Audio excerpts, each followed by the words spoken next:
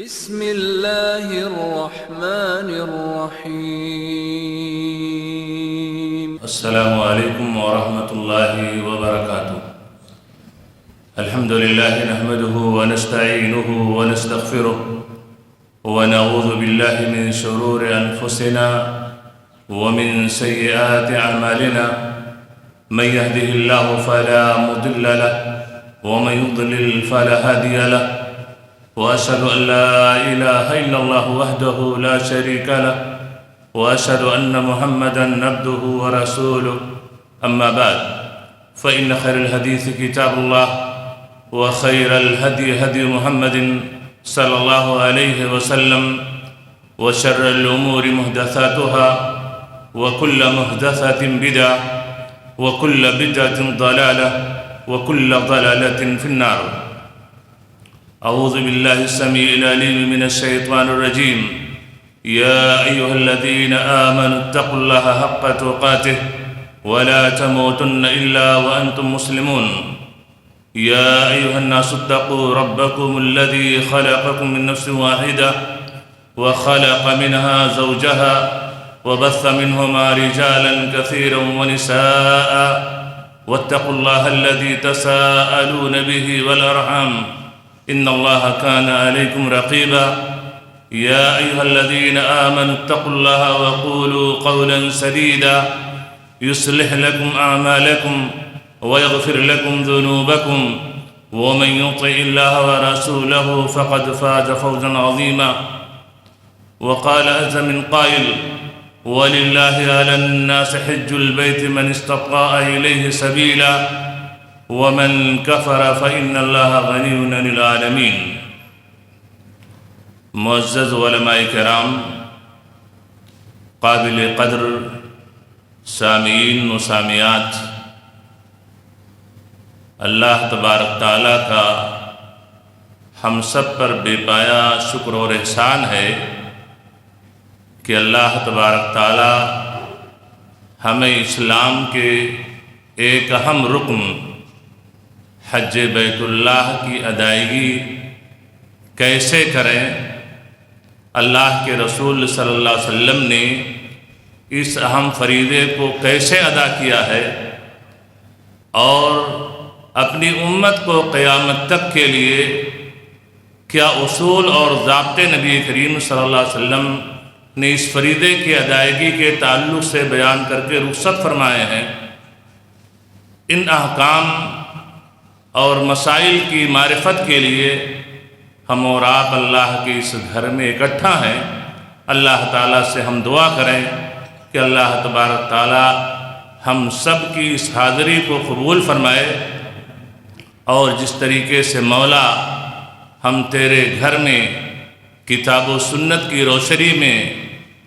حج کے احکام اور مسائل کی معرفت حاصل کرنے کے لیے اکٹھا ہیں، کل جنت الفردوس میں ہم تمام لوگوں کو ایسے ہی اکٹھا فرما۔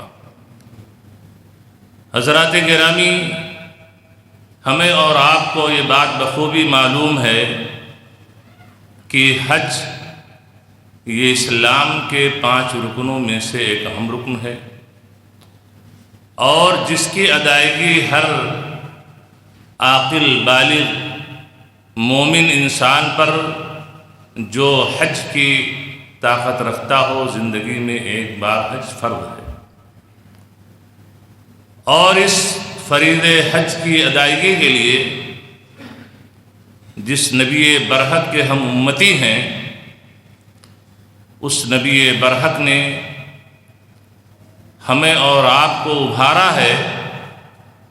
اور یہ احساس دلایا ہے کہ تعجلوا الی الحج یعنی الفریضہ فإن أحدكم لا يدري ما يعرض له۔ مسند احمد کی یہ صحیح حدیث، جسے علامہ البانی رحمہ اللہ نے صحیح الجامع کے اندر صحیح قرار دیا ہے، اللہ کے رسول صلی اللہ علیہ وسلم نے فرمایا کہ فریضہ حج کی ادائیگی میں جلدی کرو۔ کیوں جلدی کرو؟ اس لیے کہ تم میں سے کسی انسان کو یہ نہیں معلوم ہے کہ اس کے سامنے ان فیوچر مستقبل میں کون سا عارضہ پیش آ جائے اور وہ حج کرنے کی طاقت نہ رکھ سکے۔ ہمارے کتنے بھائی ہیں وہ دنیا کی پلاننگ میں اور دنیا کی منصوبہ بندی میں یہ حج کو ٹالتے رہتے ہیں، اگلے سال کر لیں گے، اگلے سال کر لیں گے، اور ہوتا یہ ہے کہ ایک وقت آتا ہے کہ ملک الموت روح قبض کر لیتا ہے، اور حج اللہ کے حقوق میں جو ایک حق اس کے اوپر تھا، مستطیع تھا، حج کرنے کی بدنی مالی طاقت تھی، نہ کر سکا، اور وہ قرض لیتے ہوئے دنیا سے وہ رخصت ہو گیا۔ اس لیے نبی کریم صلی اللہ علیہ وسلم کی اس حدیث کو ایک بندے مومن کو ہمیشہ اپنی آنکھوں کے سامنے رکھنا چاہیے، اور یہ ہے کہ حج کی طاقت ہونے پر، جیسا کہ اہل علم نے اس بات کی وضاحت کی ہے کہ جب حج کرنے کی استطاعت انسان کے اندر ہو جائے تو فوری طور پر حج کی ادائیگی اس کے لیے واجب ہو جاتی ہے۔ اللہ تعالی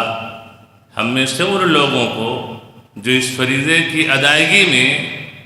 مالی اور بدنی طاقت ہونے کے باوجود سستی اور کاہلی کے شکار ہیں، اللہ تبارک تعالی ہمارے ان بھائیوں کو عقل سلیم کی توفیق عطا فرما، اور حج جیسے ہم فریضے کی فضیلت، اس کے دنیوی اور اخروی فوائد اور ثمرات کیا ہیں، اس کو سمجھنے کے ساتھ حج بیت اللہ کی ادائیگی کی توفیق فرما۔ چونکہ ہم سے پہلے جو محاضر تھے ہمارے فاضل دوست شیخ عاطف سنابلی حفظہ اللہ، ان کا مدلل اور پرمغز خطاب آپ نے حج کی فضیلت، اہمیت، فوائد اور ثمرات ایک انسان کی زندگی میں کیا ہیں، مفصل طور پر آپ نے ان کا محاضرہ سنا، تو اب اگر وہ چیزیں دہرائی جائیں تو یہ تکرار ہوگا، اور چونکہ وقت بھی اجازت اس کی نہیں دیتا ہے، اس لیے ہمیں جو موضوع دیا گیا ہے کہ حج بیت اللہ اور تزکیہ نفس، تو اس تعلق سے چند نقاط کی شکل میں آپ کے سامنے باتیں رکھنے کی کوشش کروں گا۔ اللہ تبارک تعالی ہم سب کو عمل کرنے کی توفیق عطا فرما۔ حضرات گرامی، اس میں کوئی شک نہیں کہ حج بیت اللہ یہ تزکیہ نفس، روحانی پاکیزگی اور اخلاقی تربیت کا ایک جامع سفر ہے جو انسان کو گناہوں سے پاک و صاف کر کے اللہ سے جوڑتا ہے۔ یعنی انسان کی اخلاقی تربیت ہوتی ہے جب ایک انسان حج بیت اللہ کے لیے روانہ ہوتا ہے۔ تزکیہ نفس کا پہلا پہلو یہ ہے کہ یہ حج بیت اللہ، یہ سفر حج انسان کے اندر تواضع اور خاکساری پیدا فرماتا ہے۔ آپ غور کیجئے کہ جب ایک انسان جس شریعت کا پابند ہے، جس شریعت کے جو اصول اور ضابطے حج اور عمرہ کرنے کے ہیں، جب ایک انسان نہا دھو کر کے اور احرام کی 2 سفید چادروں کو وہ پہن لیتا ہے، تو یہ پہننا ہی احرام کی 2 سفید چادروں کا، یہ ایک انسان کے دل کے اندر جو ایک بڑکپن کا احساس ہوتا ہے۔ ایک انسان ہے کہ برانڈڈ کپڑے پہنتا ہے، برانڈڈ جوتے پہنتا ہے، اور کیا کیا چیزیں پہنتا ہے، اور اس پہننے پر وہ سمجھتا ہے کہ بس مجھ جیسا کوئی پہننے والا دنیا میں نہیں ہے، یعنی ایک بڑکپن کا احساس ہوتا ہے، کبر کا، گھمنڈ کا ایک احساس ہوتا ہے۔ تو جب ایک انسان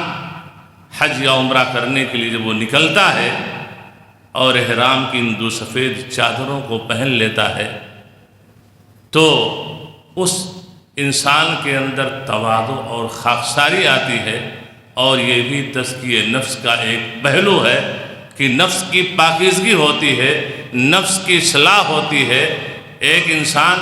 جو کبر اور گھمنڈ کا شکار ہوتا ہے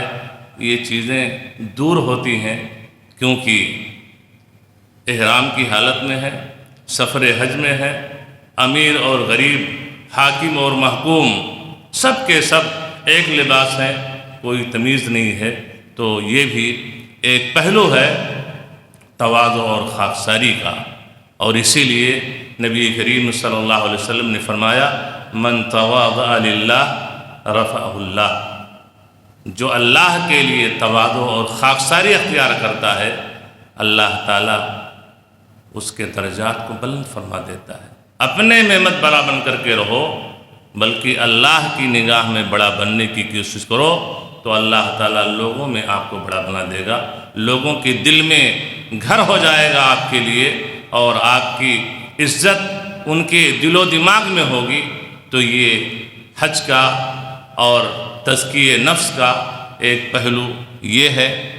دوسرا پہلو یہ ہے کہ جب ایک انسان احرام کی 2 سفید چادروں کو پہن لیتا ہے، اور جب اس کی سواری، جب اس کی فلائٹ سفر طے کرتے ہوئے جب اس جگہ پہنچتی ہے جسے میقات کہا جاتا ہے، اس کے برابری سے جب اس کی فلائٹ گزرنی ہوتی ہے، فلائٹ کے جو اٹینڈنٹس ہوتے ہیں، پائلٹ ہوتا ہے، جب یہ اعلان ہوتا ہے کہ اب آپ کی فلائٹ یہ میقات سے گزرنے والی ہے، آپ لوگ حج عمرہ کی نیت کر لیں۔ تو جب ایک حاجی عمرہ یا حج کی نیت کرتا ہے، اور نیت کرنے کے بعد جب اپنے زبان سے تلبیہ کے کلمات پکارتا ہے، لبیک اللہم لبیک لبیک لا شریک لک لبیک ان الحمد والنعمت لک والملک لا شریک لک، جب یہ تلبیہ کے کلمات ایک حج یا عمرہ کرنے والا اپنے زبان مبارک سے ادا کرتا ہے، تو یہ تلبیہ کے کلمات جو شرک اور شرک کی آلائشوں سے جو اس کا بدن، اس کا جسم، اس کا دل و دماغ یہ پراگندہ ہوتا ہے، اب وہ شرک چاہے شرک اکبر ہو یا شرک اصغر ہو جو ریاء و نمود میں آتا ہے، ان چیزوں سے یہ تلبیہ پڑھنا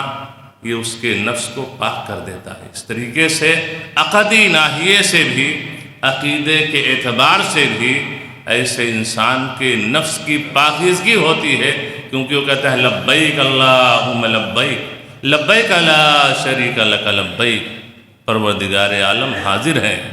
ہم تیرے لیے حاضر ہو رہے ہیں، یہ سفر جو شروع ہے تیری خوشنودی کے لیے شروع ہے، لا شریک لک، پروردگار عالم اس عبادت میں تیرا کوئی شریک اور ساجی نہیں ہے، ان الحمد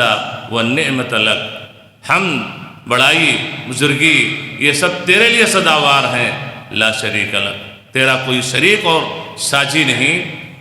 تو حج کا ایک تربیتی پہلو یہ ہے کہ جب ایک انسان تلبیہ کے کلمات پکارتا ہے تو تزکیہ نفس کا ایک اہم پہلو کہ اس کے عقیدے کی اصلاح ہو جاتی ہے، اور یہ ہے کہ شرک اور شرک کی آلائشوں سے اس کے دل و دماغ کی طہارت اور پاکیزگی ہو جاتی ہے،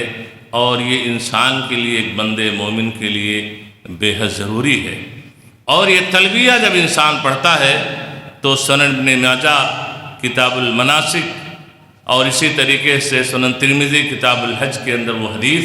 کہ اللہ کے رسول صلی اللہ علیہ وسلم نے فرمایا کہ ما من مسلم یلبی الا لبا من عن یمینہ او عن شمالہ من حجر او شجر او مجر حتی تنقطع الارض ہا ہونا وہا ہونا، کہ جب ایک مسلمان تلبیہ پڑھتا ہے، اب اس لفظ مسلمان میں سب شامل ہیں، مرد، عورت، امیر، غریب، حاکم، محکوم سب شامل ہیں، جو بھی حج یا عمرہ کرنے والا یہ جب حج اور عمرہ کے سفر پہ روانہ ہوتا ہے اور میقات سے جب وہ تلبیہ کے کلمات پکارتا ہے، لبیک اللہم لبیک لبیک لا شریک لک لبیک ان الحمد والنعمت لک والملک لا شریک لک۔ جب یہ طلبہ کے تلبیہ کے کلمات وہ پکارتا ہے تو تلبیہ پڑھنے کے ساتھ ساتھ اس کے دائیں جو مخلوقات ہیں، اس کے بائیں جو مخلوقات ہیں، حتیٰ کہ یہ درخت، یہ پتھر، جس بستی، جس گاؤں، جس سٹی سے اس کی یہ سواری، اس کی یہ فلائٹ، اس کی یہ کار جدھر سے بھی گزرتی ہے، دنیا کے ایک کونے سے دوسرے کونے تک، ایک چپے سے دوسرے چپے تک، یہ کائنات کی ساری مخلوقات سب کے سب اس کے ساتھ تلبیہ پڑھتے ہیں۔ یہ اس حاجی کا، اس عمرہ کرنے والے کا یہ مقام، یہ مرتبہ ہے اللہ کے ہاں کہ اس کے تلبیہ پڑھنے کے ساتھ ساتھ کائنات کی ساری مخلوقات یہ اس کے ساتھ تلبیہ پڑھتی ہیں۔ یہ اعزاز کس کو حاصل ہوتا ہے؟ ابھی آپ نے پچھلے محاضرے میں سنا حدیث رسول صلی اللہ علیہ وسلم کے حوالے سے کہ حج کرنے والا اور عمرہ کرنے والا وہ انسان وہ ان خوش نصیبوں میں سے ہوتا ہے کہ وہ اللہ کا مہمان ہوتا ہے، ضیوف الرحمن ہوتا ہے۔ تو جب اللہ کا مہمان ہے پھر کیا پوچھنا، اس لیے اسے یہ اعزاز اللہ کی طرف سے حاصل ہوتا ہے جو ہر کسی کو نہیں حاصل ہوتا ہے، اور یہ بھی ایسے انسان کی خوش نصیبی کی علامت ہے۔ آج اپنے حالات کا آپ جائزہ لیں، جس معاشرے اور سماج میں آپ رہتے ہیں، اگر ایک سیاسی لیڈر ہو اور اگر 10-5 ہزار اس کے فالوور ہوں اور کوئی مسئلہ ایسا آ جاتا ہے تو حکومتوں کو وہ چیلنج کرتے چلتا ہے کہ اگر یہ چیز نہیں کی گئی تو ہم لوگوں کو لے کر کے روڈ پہ آ جائیں گے۔ یہ کب تک ہوتا ہے؟ جب تک اس کرسی پہ وہ 5 سال ہوتا ہے، لیکن اس پر وہ جامے سے باہر ہوتا ہے کہ ہمارے پیچھے چلنے والے اتنے لوگ ہیں۔ لیکن آپ دیکھیے کہ ایک حاجی جو حج کرنے کے لیے جا رہا ہے، ایک عمرہ کرنے کے لیے انسان جو عمرہ کرنے کے لیے جا رہا ہے اور تلبیہ پڑھ رہا ہے، اس کو اتنا بڑا اعزاز حاصل ہے کہ کائنات کی ساری مخلوقات، جمادات، نباتات، شجر، حجر، سب انس و جن، یہ سب کے سب اس کے ساتھ تلبیہ کے کلمات پکارتے ہیں۔ اسی طریقے سے حج انسان جو کرتا ہے، حج میں تزکیہ نفس کا ایک پہلو یہ بھی ہے کہ انسان جب حج کرنے کے لیے جاتا ہے تو یہ حج اس کو اخلاقی تربیت پر آمادہ کرتی ہے، اور اخلاقی تربیت، اخلاق کی سدھار یہ ہے کہ انسان لڑائی جھگڑا، گالی گلوچ، جنگ و جدال سے یہ پرہیز کرتا ہے، تو اس طریقے سے ایسے انسان کی اخلاقی تربیت ہوتی ہے۔ یہ بھی تزکیہ نفس کا ایک اہم پہلو ہے، اور حج کے فوائد اور ثمرات میں سے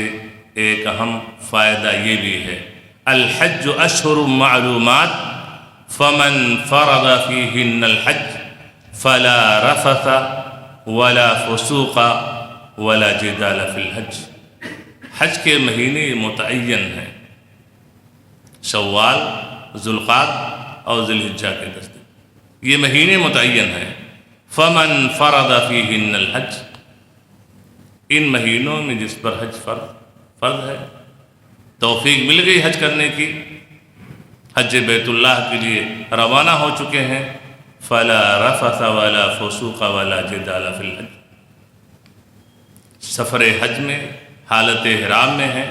اب آپ کے لیے شہوالی امور سے پرہیز، جنگ و جدال، فسق و فجور، لڑائی و جھگڑا، تمام چیزوں سے آپ کو بچنا ہے، اس کی اجازت نہیں ہے۔ تو یہ ہے حج بیت اللہ، اور تزکیہ نفس کی پاکیزگی ہوتی ہے، اور نفس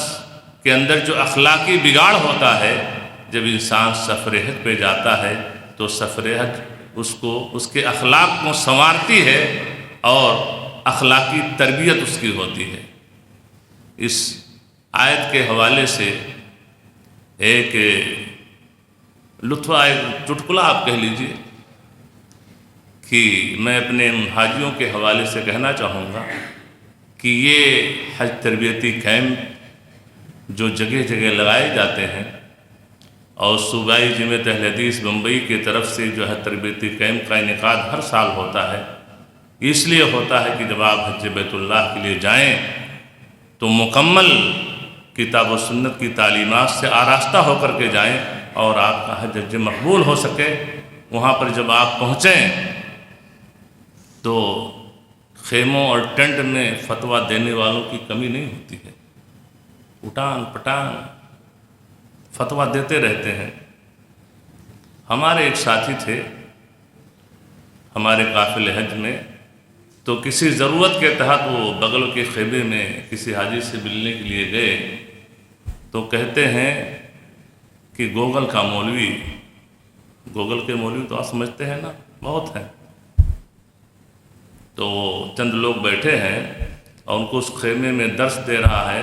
تو کہہ رہا ہے سفر حج پہ آئے ہی ہو، شاپنگ نہیں کرنا ہے، مارکیٹنگ نہیں کرنا ہے، شاپنگ کرو گے تو تمہارا حج گیا کام سے۔ وہ صاحب بیٹھے تھے پورے میں، اور دلیل کیا دے رہا ہے؟ فمن فرض فیہن الحج فلا رفث ولا فسوق ولا جدال فی الحج، کہہ رہا ہے ولا فسوق، سوق کا مطلب بازار، یہ اس کا اجتہاد، نہ علم نہ کچھ، اور یہ ہے کہ مفتی ہو گیا اور درس دے رہا، کہہ رہا ولا فسوق فلا رفث، شہوالی امور، شسک و فجور نہیں، ولا فسوق، فسوق، سوق کا مطلب ہوتا ہے بازار۔ تو جب وہ اپنا بیان ختم کر چکا تو بیچارے کہا کہ میں ملا اور کہا بھائی آپ کی تقریر جو ایسی تھی کہ میں جب سے ہوش سنبھالا اس قسم کا بیان نہ سنا اور نہ لگتا ہے کہ اللہ تعالیٰ سننے کی توفیق دے گا۔ یہ فقاہت آپ کی کہاں سے؟ آپ نے، لوگ تو سلف جو تھے وہ حج کے ایام میں فارغ ہونے پر وہ تجارت بھی کیا کرتے تھے، اور آج بھی یہ چیزیں ہیں کہ لوگ حج کے ایام میں بہت ساری چیزیں لوگ بیچتے و خریدتے ہیں، تو یہ کہاں سے آپ نے کہہ دیا؟ تو کہا ولا فسوق، فسوق کو فا الگ کر دیا اور سوق الگ کر دیا، کہا یہ ہے کہ بازار کرنا۔ تو کہنے کا مطلب یہ ہے کہ انسان جب حج کے لیے جاتا ہے اور حج اللہ کی خوشنودی کے لیے کرتا ہے، اللہ کی رضا جوئی کے لیے کرتا ہے، تو یہ حج یہ ایسا عمل ہے کہ اس سے اس کی اخلاقی تربیت ہوتی ہے۔ اور میں نے مشاہدہ بھی کیا ہے کہ کتنے ایسے لوگ ہوتے ہیں جو جاتے ہیں بڑے گرم مزاج ہوتے ہیں، بات بات میں ٹکرا جانا، جنگ و جدال کر لینا، لڑائی جھگڑا کر لینا، لیکن جب وہاں انسان پہنچتا ہے تو یہ ہے کہ اس کا ٹیمپریچر لو رہتا ہے،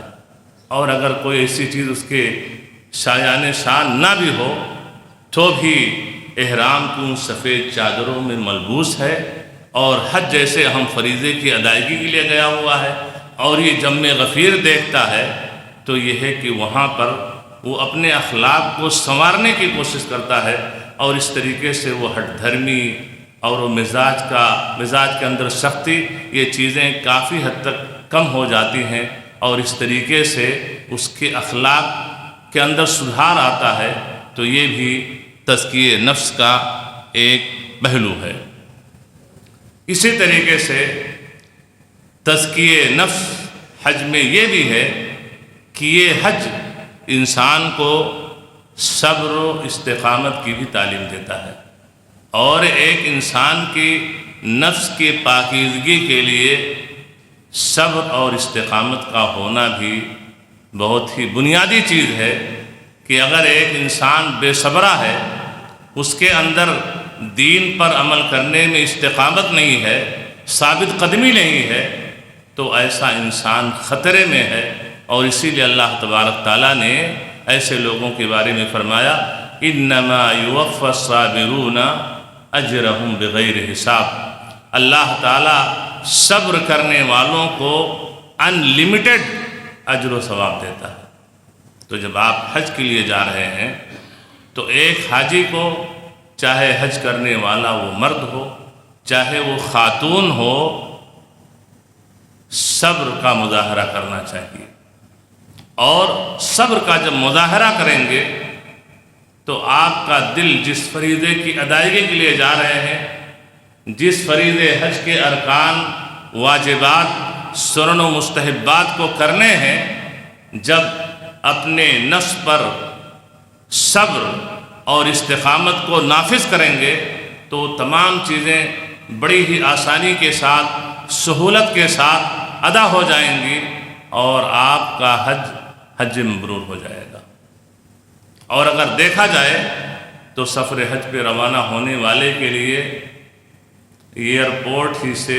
اسے صبر کا مظاہرہ کرنا چاہیے، شروع ہو جاتا ہے۔ اور اگر بے صبری کا مظاہرہ کیا تو ارکان اور واجبات کی ادائیگی خطرے میں پڑ جاتی ہے، اور وہ بے صبری کی شکل میں وہ لڑائی بھی کر لیتا ہے، جھگڑا بھی کر لیتا ہے، تو میں کی نوبت آ جاتی ہے، گالی گلوچ کی نوبت آتی ہے، حتیٰ کہ میں نے مشاعر مقدسہ میں مینا عرفات مزدلفہ میں ہاتھا پائی کی بھی نوبت آئی ہے، اس کو بھی میں نے ان آنکھوں سے دیکھا ہے۔ بے صبری، انسان ایئرپورٹ پہ پہنچا، لوگ لائن میں بورڈنگ کے لیے لگے ہوئے ہیں، کارندے وہاں موجود ہیں، آپ کی باری آئے گی، وہیں سے بے صبری کا مظاہرہ، وہیں جو ہے مینجمنٹ کو گالی یا سخت کلمات، اور آگے گیا جدہ ایئرپورٹ پہ اترا، وہاں امیگریشن میں، اب تو امیگریشن میں کافی آسانیاں ہو گئی ہیں، لیکن پہلے اور آج بھی کبھی کچھ ایسی بھیڑ ہو گئی، پھر بس میں بیٹھنے کا مسئلہ ہے، پھر وہاں جانے کا مسئلہ ہے، پھر وہ بلڈنگ سے عمرہ کرنے کے لیے جانے کا مسئلہ، یعنی ہر جگہ بھیڑ ہے، کراؤڈ ہے، اور یہ ہے کہ اس میں اگر بے صبری کا مظاہرہ، تو یہ ہے کہ حج کے جو فضائل ہیں، جو فوائد ہیں، جو ثمرات ہیں، اور حج کا جو اجر و ثواب اسے ملنا چاہیے، اس سے وہ محروم ہو جاتا ہے۔ اور جیسا کہ آپ نے ابھی پچھلے محاضرے میں سنا کہ انسان فارمیلٹی پورا کر کے اور واپس تو چلا آتا ہے، لیکن تزکیہ نفس نہیں ہو پاتا ہے، اس کی نفس کی اصلاح نہیں ہو پاتی ہے، سدھار نہیں ہو پاتا ہے، اس کی زندگی میں انقلاب نہیں آتا ہے۔ تو حجاج کرام سے گزارش ہے کہ تزکیہ نفس کا ایک اہم پہلو یہ ہے کہ حج جب انسان کرنے کے لیے جاتا ہے تو حج اس کو صبر و استقلال کی تعلیم دیتا ہے، اور صبر جیسی صفت اس کے اندر پیدا ہوتی ہے۔ اسی طریقے سے ایک انسان جب حج کرنے کے لیے جاتا ہے تو تزکیہ نفس کا ایک اہم پہلو کہ دل کے اندر کسی انسان کے بارے میں، کسی معاشرے اور سماج کے بارے میں، کسی ملک کے بارے میں، کسی ملک کے حاکم وقت کے بارے میں دل کے اندر جو بغض اور حسد ہوتا ہے، اس بغض اور حسد کا ازالہ بھی ہو جاتا ہے، جس کو ہم میں سے جو لوگ حج بیت اللہ کے لیے گئے ہوں گے انہوں نے بھی احساس کیا ہوگا، اور میں تو ہر سال قافلے حجاج کے ساتھ جاتا رہتا ہوں، اس کا مشاہدہ کرتا رہتا ہوں۔ وہ یہ ہے کہ آپ سوشل میڈیا کا وقت ہے، دیکھیے آپ، اور خاص طور سے موجودہ حالات میں دیکھیے کہ لوگ سعودی حکومت اور سعودیہ کے حکمرانوں کو اور وہاں کے عوام کو کیا کیا بکتے رہتے ہیں، کیا کیا چیزیں بکتے رہتے ہیں، کفر کا فتویٰ، فسق کا فتویٰ، اور کیا کیا چیزیں، یعنی اس جگہ کے بارے میں، وہاں کے حکام کے بارے میں، وہاں کے عوام کے بارے میں بے جا ایک ہے کہ دل کے اندر ایک کفر اور بغض، حسد اور کینہ کپٹ دل میں بھرا ہوا ہوتا ہے، لیکن جب یہ انسان وہاں پہنچتا ہے، اور اللہ تبارک تعالیٰ سے ہم سب دعا کریں کہ اللہ تبارک تعالیٰ مملکت توحید، مملکت سعودی عربیہ کے اندر جو امن و امان کا ماحول ہے، اور وہاں کی حکومت جو حاجیوں کی بے لوث خدمت انجام دے رہی ہے، اور حجاج کرام جاتے ہیں اور پرامن ماحول میں حج اور عمرہ کے ارکان و واجبات کی وہ ادائیگی کر کے اور صحت و سلامتی کے ساتھ واپس لوٹ آتے ہیں، ہم سعودی عربیہ کا، وہاں کے حکام کا، ہم تمام لوگوں کے اوپر یہ حق ہے کہ ہم اس ملک کی سلامتی کے لیے اللہ تعالیٰ سے دعائیں کریں اور یہ دعا کرتے رہیں کہ اللہ تبارک تعالیٰ وہاں کی اس ملک کی ارض حرمین کی، وہاں کے حکام کی اللہ تبارک تعالیٰ یعنی ماکروں کے مکر سے اور سازش رچنے والوں کی سازشوں سے اور ہر قسم کے مکر و فریب سے اللہ تبارک تعالیٰ اس ملک کی حفاظت فرما، جو ملک مملکت توحید ہے، جس کا کوئی مثال اور ثانی نہیں۔ تو جب وہاں انسان پہنچتا ہے جو دل بغض اور حسد سے بھرا ہوا ہے وہاں کے حکام کے بارے میں، جب یہ خدمات دیکھتا ہے تو کہتا ماننا پڑے گا۔ اب اونٹ پہاڑ کے نیچے آتا ہے۔ ابھی آنے سے پہلے سوشل میڈیا کی فالتو چیزیں دیکھ کر کے، جو اکثر و بیشتر جھوٹ یا افترا پردازی کے قبیل سے ہوتی ہیں، ایک حکم لگا دیتا ہے، لیکن جب وہاں پہنچتا ہے اور اس بھیڑ میں، اس ہجوم میں، آپ دیکھیے ارض حرمین میں آپ جائیے، حرم مکی میں یعنی لاکھوں کا مجمع یہ پورے سال رہتا ہے، آ رہے ہیں جا رہے ہیں حرم میں، لیکن سیکورٹی کو دیکھیے کہ اس کے ہاتھ میں ایک ڈنڈا بھی نہیں رہتا ہے، کنٹرول ہو رہا ہے۔ خلوص و للہیت ان کی اس خدمت میں ہے، اللہ کی توفیق شامل حال ہے۔ آپ حاجیوں کو قافلہ، یہ پورے حاجیوں کا یوم الترویہ کو 8 ذی الحجہ کو پورا مکہ خالی ہو جاتا ہے، اور یہ 2.5-3 ملین یہ حجاج کرام ہوتے ہیں، سب کے سب مینا پہنچ رہے ہیں، مینا سے عرفات پہنچ رہے ہیں۔ اور سب سے بڑا چیلنج اس حکومت کے لیے ہوتا ہے کہ جب میدان عرفات سے سورج کے ڈوبنے کے بعد، غروب شمس کے بعد، یہ 25 سے 30 لاکھ حاجی ایک وقت سورج کے ڈوبنے کے بعد میدان عرفات سے مزدلفہ کے لیے روانہ ہوتے ہیں۔ اس میں میٹرو سے بھی جا رہے ہیں، بس سے بھی جا رہے ہیں، ٹیکسی سے بھی جا رہے ہیں، پیدل بھی جا رہے ہیں۔ ایک ساتھ یہ 25 سے 30 لاکھ کا یہ جمع غفیر حاجیوں کا ایک ساتھ میدان عرفات سے سورج ڈوبنے کے بعد مزدلفہ کے لیے روانہ ہوتا ہے، اور سب کے سب رات کے 11 بجے 12 بجے 1 بجے رات تک یہ مزدلفہ میں پہنچ جاتے ہیں۔ یہ ٹرافک کا نظم اور نسق، جب یہ چیزیں انسان دیکھتا ہے تو حواس باختہ ہو جاتا ہے اور کہتا ہے کہ ماننا پڑے گا۔ تو دل کے اندر جو بغض تھا، جو حسد تھا، جو کینہ کپٹ تھا، اس ملک کے تعلق سے، وہاں کے حکام کے تعلق سے، وہاں کے عوام کے تعلق سے جو بدظنی کا انسان شکار تھا، تو اس کی آنکھیں کھل جاتی ہیں۔ تو یہ بھی تزکیہ نفس ہے کہ انسان جب حج کرنے کے لیے جاتا ہے تو کسی کے خلاف جب ایک حکم لگا لیتا ہے، اور کہتے ہیں کہ اگر ایک انسان بلیک چشمہ لگا لے تو جو بھی چیز سامنے دکھائی پڑے گی وہ سفید نہیں دکھائی پڑے، سب کالی ہی نظر آئے گی۔ تو ایسے جو اپنے دل و دماغ میں ایک چیز بٹھا لیتا ہے اور اسی کی بنیاد پر وہ فیصلے کرتا رہتا ہے، جہاں بیٹھتا ہے چند لوگوں کے بیچ میں ایسے ہی اول پھول بکتا رہتا ہے۔ تو تزکیہ نفس کا حج میں ایک پہلو یہ بھی ہے کہ بغض، حسد اور کینہ کپٹ کا خاتمہ ہوتا ہے۔ اسی طریقے سے تزکیہ نفس کا ایک پہلو یہ بھی ہے کہ جب ایک انسان میدان عرفات میں یہ حجاج کرام ہوتے ہیں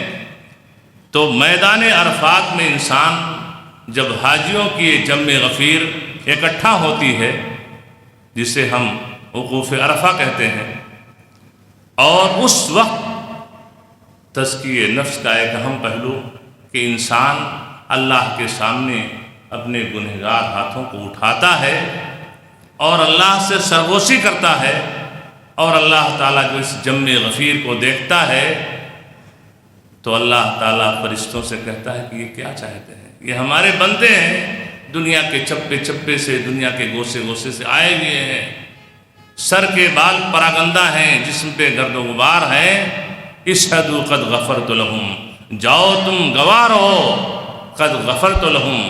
میں ان سب کے گناہوں کو معاف کر دیا، انہیں پروان مغفرت دے دیا۔ تو نفس کا تزکیہ یہ بھی ہوتا ہے کہ اگر انسان اللہ کی رضا جوئی کے لیے، اللہ کی خوشنودی کے لیے، ریا و نمود کے لیے نہیں، حاجی کہلانے کے لیے نہیں، لوگوں میں بتانے کے لیے نہیں، حج کرنے کے لیے نہیں گیا ہے، اللہ کو منانے کے لیے گیا ہے کہ ہماری 50 سالہ 60 سالہ زندگی تھی، گناہوں میں انسان لت پت تھا، اب یہ ہے کہ حج کی توفیق مل گئی، اب جا رہا ہے، اللہ سے روئے گا، گڑ گڑائے گا اور اللہ تعالیٰ سے پروان مغفرت لے کر کے آئے گا۔ اس جذبے کے ساتھ جب وہ اپنے گنہگار ہاتھوں کو اٹھاتا ہے تو نفس کا تزکیہ ہوتا ہے کہ وہ نفس جو گناہوں میں لت پت تھا، اللہ تعالیٰ کو ایسے انسان کی، ایسے حاجی کی، ایسے حجن کی یہ ادا اتنی پسند آتی ہے، روتے ہوئے، گڑگڑاتے ہوئے، اللہ سے سرگوشی کرتے ہوئے، جب یہ اپنے گناہوں پر نادم ہو کر کے اور ندامت کے آنسو اللہ کی اس بارگاہ میں، اس جم غفیر میں، میدان عرفات میں جب احساس ندامت کے آنسو بہا دیتا ہے تو اللہ تعالیٰ اسے پروان مغفرت دے دیتا ہے، اور یہی حج کا لب لباب ہے۔ تو یہ بھی تزکیہ نفس کا ایک پہلو ہے کہ انسان جب لوٹتا ہے تو الحج المبرور لیس لہ جزاء الا الجنہ، حج مقبول جو اللہ کی بارگاہ میں شرف قبولیت کو پہنچ جائے، اس حج کا بدلہ صرف اور صرف جنت ہے۔ لیکن یہ وہ حج جو اللہ کی خوشنودی کے لیے ہو، جو حلال مال سے کیا گیا ہو، جو حج کتاب و سنت کی روشنی میں ہو، نبی کریم صلی اللہ علیہ وسلم کے طریقے کے مطابق ہو، وہ حج جس میں جنگ و جدال، لڑائی جھگڑا، فسق و فجور، دیگر شہوانی امور سے انسان نے پرہیز کیا ہو، تو اہل علم نے کہا کہ حج مبرور اسے کہتے ہیں۔ اللہ تعالیٰ سے دعا ہے کہ اللہ تبارک تعالیٰ تمام عازمین حج کے حج کو حج مبرور فرمائے۔ اسی طریقے سے تزکیہ نفس کا سفر حج میں ایک اہم پہلو یہ بھی ہے کہ جب انسان میدان عرفات سے سورج کے ڈوبنے کے بعد جب مزدلفہ کے میدان میں پہنچتا ہے، اور مزدلفہ کا وہ میدان کہ جہاں 10 ذی الحجہ کی رات ہر حاجی کو اس کھلے میدان میں، کھلے آسمان کے نیچے، اور نہ کوئی ٹینٹ ہے نہ خیمہ ہے، اسی فٹ پاتھ پر، اسی روڈ پر جو چٹائی آپ کے پاس ہے، چادر ہے، بچھا کر کے وہیں پر وہ 10 ذی الحجہ کی رات گزارنی ہے، جو واجبات حج میں سے۔ جب ایئر کنڈیشن بسوں سے ہوتے ہوئے، میٹرو سے ہوتے ہوئے جب مزدلفہ کے حد میں پہنچتا ہے، اور جب کنکریلی پتھریلی ان زمینوں پر، اس فٹ پاتھ پر جب وہ اپنی چٹائی کو بچھاتا ہے اور نماز پڑھ کر کے وہیں اس کو لیٹنا ہوتا ہے، رات گزارنی ہوتی ہے، تو بڑکپن کا جو احساس ہے، اور کتنے ہمارے بھائی ایسے ہوتے ہیں جو دل بڑا ان کا سخت ہوتا ہے۔ بلکہ ایک صاحب کہنے لگے کہ ایک انسان جو اللہ تعالیٰ نے مال و ثروت سے نوازا، لیکن نیا مال آیا تو کہتا ہے لوگوں کے بیچ میں، یہ جو فقیر غریب ہوتے ہیں جب یہ آ جاتے ہیں، ان کو دیکھ کر کے بڑا غصہ آ جاتا ہے کہ آیا مانگنے آیا ہوگا، اور ابھی 20 سال پہلے اس کا بھی حال یہی تھا، لیکن اپنے وقت کو بھول گیا۔ کہتا ہے ان کو دیکھ کر کے ٹیمپریچر ہائی ہو جاتا ہے کہ آیا بھی مانگے گا۔ تو دل جب اس طرح کا سخت ہوتا ہے، تو جب اس فٹ پاتھ پہ ایک بنگلے میں رہنے والا، لگژری زندگی گزارنے والا، عیش و آرائش کی زندگی گزارنے والا جب بس روڈ پہ اتار دیتی ہے، اور جو بھی ان کا لیڈر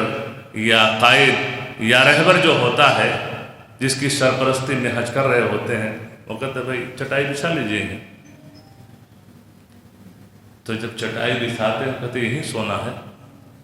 ارے کوئی پرائیویسی نہیں ہے، کوئی کچھ نہیں ہے، لوگ آ رہے ہیں جا رہے ہیں، ایک انگریزی یہ پتلی یہی سونا ہے۔ تزکیہ نفس کا ایک پہلو یہ ہے کہ ایسی صورت میں انسان کے اندر ان بھائیوں کے لیے جو بمبئی جیسے شہر میں کتنے ایسے لوگ ہیں جو سال کے 12 مہینے فٹ پاتھ پہ سوتے کہ نہیں سوتے ہیں، یہی ان کی زندگی گزرتی ہے۔ تو انسان کے دل میں ایسے لوگوں کے لیے جو معاشرے اور سماج میں ناتواں ہیں، مساکین ہیں، محتاج ہیں، ان کے لیے اس کا دل جو سخت تھا، شقاوت قلبی تھی، تو دل کی یہ بیماری ختم ہوتی ہے اور اس دل کے اندر ایسے لوگوں کے لیے ہمدردی پیدا ہوتی ہے اور ہمدردی کا جذبہ پیدا ہوتا ہے کہ آج یہ کنکریلی پتھریلی جگہ، یہ فٹ پاتھ، یہاں پر پوری رات نہیں گزارنا ہے، رات کے چند حصے 3 گھنٹے 4 گھنٹے 5 گھنٹے یہاں گزارنے ہیں، لیکن یہ نفس پہ بڑا شاق گزر رہا ہے کہ کیسے رات گزرے گی۔ لیکن جن بھائیوں کو، جن بہنوں کو حج کی سعادت نصیب ہوگی، جائیں گے، تو اتنی اچھی نیند وہاں مزدلفہ کے میدان میں آتی ہے جو شاید آپ کے بنگلے حویلیوں میں نہ آتی ہو، بلکہ بسا اوقات کچھ گھریلو ایسے پرابلم ہو جاتے ہیں، کچھ ایسے فیملی پرابلم کہ لوگ نیند کی گولیاں کھاتے ہیں، تب اس حویلی میں، اس لگژری روم میں نیند آتی ہے، ورنہ نیند نہیں آتی ہے۔ تو انسان اتنا تھکا مادہ رہتا ہے کہ بس جیسے چٹائی بچھائی اور سر رکھا تو کب وہ نیند کی آگوش میں گیا، صبح اس کو حاجی صاحب تب اٹھتا ہے۔ تو یہ ہے کہ تزکیہ نفس کا ایک اہم پہلو یہ ہے کہ ہمارے جن بھائیوں کا دل سخت ہوتا ہے، اور یہ ہے کہ معاشرے اور سماج میں جو فقراء اور مساکین ہیں ان کے لیے ہمدردی کا جذبہ نہیں ہوتا ہے، تو ہمدردی کا جذبہ ان کے دل و دماغ میں موجزن ہو جاتا ہے اور اس کے بارے میں فکر مند ہوتے ہیں۔ تو یہ چند اہم تزکیہ نفس کے تعلق سے چند اہم نکات تھے، اور بہت ساری باتیں ہیں، لیکن یہ ہے کہ جو اہم پہلو تھے اس کو میں نے اس وقت میں، جس کا ہمیں پابند بنایا گیا، اس وقت میں میں نے واضح کرنے کی کوشش کی۔ اللہ تبارک تعالیٰ سے دعا ہے کہ اللہ تبارک تعالیٰ جب ایک انسان سفر حج کے لیے روانہ ہو تو سفر حج میں تزکیہ نفس کے جو پہلو بتائے گئے ہیں اس کو اپنے اندر پیدا کرنے کی توفیق اپنے اندر پیدا کرنے کی کوشش کرے۔ اللہ تبارک تعالیٰ سے دعا ہے کہ اللہ تبارک تعالیٰ تمام عازمین حج کے، تمام حضرات و خواتین کے جو لوگ سفر حج پہ روانہ ہونے والے ہیں، اللہ تبارک تعالیٰ ان کے اس مبارک سفر کو آسان فرمائے، اور یہ ہے کہ صحت و سلامتی کے ساتھ اس مملکت حرمین میں ان کو پہنچنے کی سعادت نصیب عطا فرمائے، اور حج کے ارکان، واجبات، سنن اور مستحبات جو بھی ہیں انہیں کتاب و سنت کی روشنی میں ادا کرنے کی توفیق فرما۔ وصلی اللہ علی نبینا محمد وعلی آلہ وصحبہ وسلم۔ والسلام علیکم ورحمۃ اللہ وبرکاتہ۔